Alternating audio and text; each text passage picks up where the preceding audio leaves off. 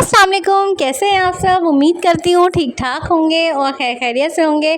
तो आज मैं अपनी दो जो है ना रेसिपीज़ शेयर करने जा रही थी। तो ये कुछ हड्डी गुड्डी और थोड़ी सी बोटी और चिकनी वाली वो जो होती है वो सब मैंने रख दी थी। तो अब मैंने वो निकाला है, उसको मैं कुकर में गलाऊँगी ताकि जल्दी से हो जाए काम और गैस भी चली जाती है। इसलिए प्याज ली और मैंने हरी मिर्चें ली हैं, एक प्याज चॉप की, उसमें सारे खड़े मसाले डाले, ज़ीरा, लौंग, इलायची, काली मिर्च, ये सब कुछ डाल के और मैंने उसको चढ़ा दिया 30 मिनट के लिए। दूसरी तरफ मैंने लिया है एक पैन और उसमें डाल दिया है अदरक लहसुन और थोड़ा खड़ा मसाला, गरम मसाला, लौंग, जो कुछ भी उसमें होता है वो सब मैंने डाल दिया है इसमें। और अब देखते हैं इसकी अच्छी तरीके से भुनाई करते हैं। और दालचीनी की लकड़ी और बड़ी इलायची का तो जायका इसमें वैसे ही बहुत अच्छा आता है। वो सब डालने के साथ साथ अब मैं दूसरी तरफ प्याज चॉप कर रही थी उसको, क्योंकि मैंने पेस्ट बनाना था, क्योंकि ज़्यादा पतला भी नहीं अच्छा लगता और ज़्यादा गाढ़ा भी नहीं अच्छा लगता। तो अब मैंने प्याज को काट के उसका पेस्ट बना लिया है और उसमें मैं पेस्ट ऐड कर रही हूँ और इसको अच्छी तरीके से भूनूंगी ताकि इसकी जो कचान है वो चली जाए, क्योंकि फ्राई हुई हुई प्याज को ब्लेंड करने में और इसमें फ़र्क होता है। तो इसको अच्छी तरीके से भूनेंगे। भूनने के साथ साथ मैंने 2 बड़े चमचे दही निकाल लिया था, उसको एक कटोरी में रख लिया। सारे जो भी मसाले बेसिक होते हैं वो डाले, तेज़पात का पत्ता मैं भूल गई थी वो डालेंगे, धनिया पाउडर, हल्दी, लाल मिर्च और भुना कुटा ज़ीरा और नमक, ये मैंने ऐड करना है इसमें। ये सब मैंने सेपरेट कर लिया था और अब मैं ये दिखा रही हूँ आपको मसाले, ये मैंने इसमें डाले हैं और उसको अच्छी तरीके से भूनेंगे ताकि प्याज की और इसकी मसालों की कचान बिल्कुल ही चली जाए, क्योंकि पाए में ये मसालों की या वैसी कचान आती हुई बिल्कुल भी अच्छी नहीं लगती। तो जी अब 30 मिनट होने वाले थे और अब मैं कुकर को खोलने जा रही थी। ये कुकर मैंने खोला और जब मैंने चेक किया तो भाई साहब बिल्कुल हलवा बिल्कुल गल चुका था। रेशा रेशा हो रही थी और टूट रही थी बाकायदा। तो ऐसा ही मुझे अच्छा लगता है, ज़्यादा सख्त नहीं अच्छा लगता है। तो ये मैं अब आपको दिखा रही थी और अब इनको करना है सेपरेट और साथ साथ भूनती भी जा रही थी, एक हाथ मसाले में और एक इसमें।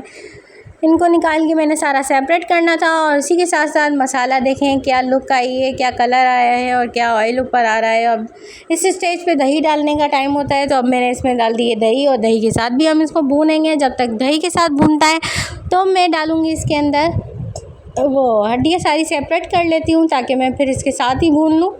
और अब मैं इसको ये ऐड ऑन करने जा रही हूँ। आप चाहें तो इसको जो है सेपरेट करने के बाद यखनी को छान के भी डाल सकते हैं, लेकिन मैंने एज इट इज़ ऐसे ही डाला था, क्योंकि ऐसे में कोई ऐसी चीज़ नहीं थी। जो खड़े मसाले थे वो तो ऐसे ही हाथ से निकल जाने थे। और अदरक लहसुन मैंने पिसा हुआ डाला था, साबुत डाला ही नहीं था।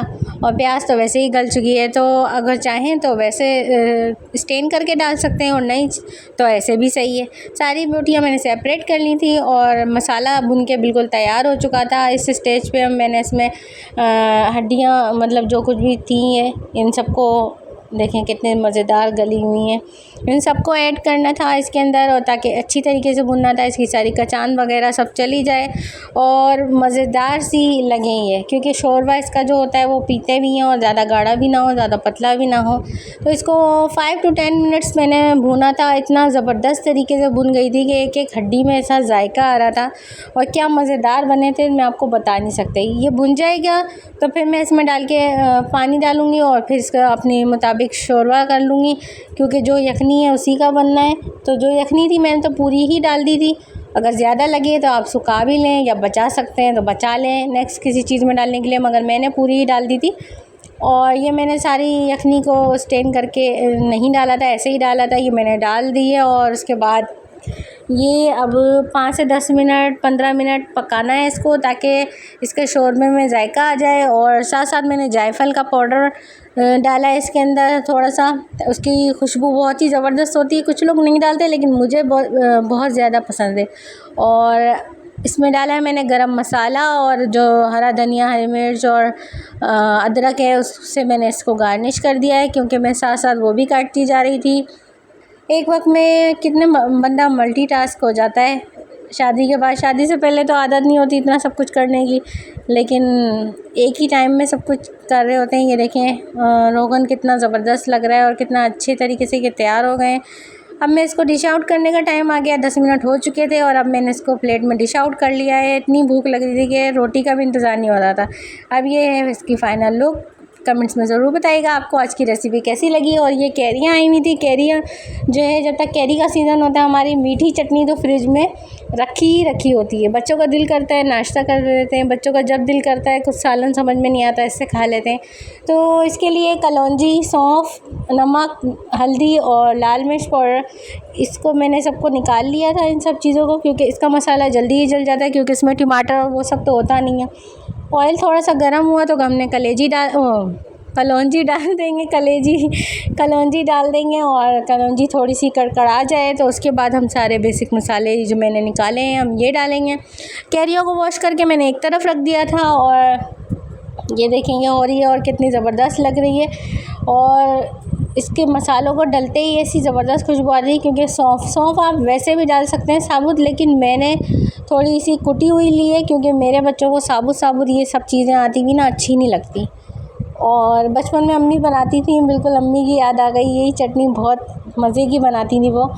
और ये सब देखें मसाला इस तरह से भुन रहा है और बिल्कुल ऑयल ऊपर आने लगे और फिर इसके बाद हम इसमें कैरियाँ ऐड कर देंगे। कैरियाँ अब की दफ़ा थोड़ी सख्त भी थी और थोड़ी वैसी भी थी, लेकिन जो पिछली दफ़ा मैंने बनाई थी वो थोड़ी सॉफ्ट थी और बड़े मज़ेदार बनी थी। अब देखो आज इसमें अब लगेगा टाइम, जो सॉफ्ट वाली होती हैं वो जल्दी से बन जाती हैं। मैंने इसको अच्छी तरीके से चमचा चलाया और ऊपर नीचे सही तरीके से कर दिया, मिक्स करके मैंने इसके जो है ना 10 मिनट के लिए छोड़ दिया था क्योंकि कैरियाँ थोड़ी सख्त थी। और उसके बाद मैं लिड लगा दूँगी। अच्छी तरीके से मैंने चमचा चलाया ताकि हर चीज़ कैरियों में जज़्ब हो जाए और फिर इसको लिड लगा के छोड़ दूँगी। आप मुझे कमेंट्स में ज़रूर बताइएगा कि कैरियों के सीज़न में आप ये वाली चटनी बनाते हैं या नहीं।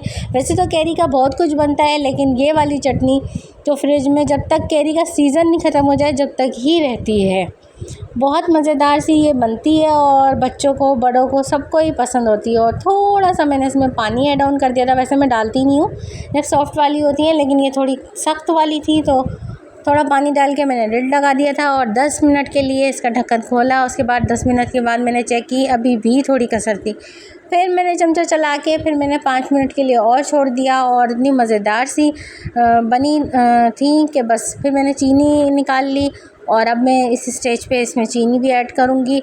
चीनी मैं ऐड में ही डालती हूँ वरना उसके बाद जलने शुरू हो जाता है। और ये देखें सॉफ्ट वाली तो बिल्कुल गल चुकी है और वो वाली भी ठीक है। अब मैंने इसमें एक ढक्कन चीनी डाल दी है क्योंकि ये मेरा अंदाज़ा है, मैं उसी हिसाब से बनाती हूँ। ये मैंने चीनी डाली इसके अंदर और उसमें चमचा चलाऊँगी और 5 सेकंड के लिए भी बहुत है, 5 से 10 सेकंड के लिए मैंने इसको चमचा चलाया और ये ऐसी मज़ेदार थी। मैंने चाट के देखा, हाँ मज़ा आ गया।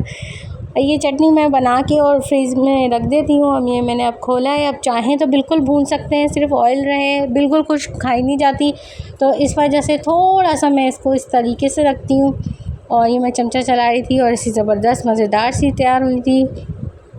उसके बाद जब मैंने दूध आ चुका था, दूध भी बॉईल कर लिया और ये चटनी तैयार थी। ठंडा होने का मैं इंतज़ार कर रही थी, जब ठंडी हो जाएगी मैं बॉक्स में निकाल के इसे कंटेनर एयर टाइट उसमें निकाल के और मैं रख दूँगी फ्रिज में। आज का व्लॉग कैसा लगा बताइएगा ज़रूर। मज़ेदार सी चटनी और हड्डी गुड्डी का सालन आपको कैसा लगा। और आज के लिए इतना ही, मिलते हैं नेक्स्ट व्लॉग में।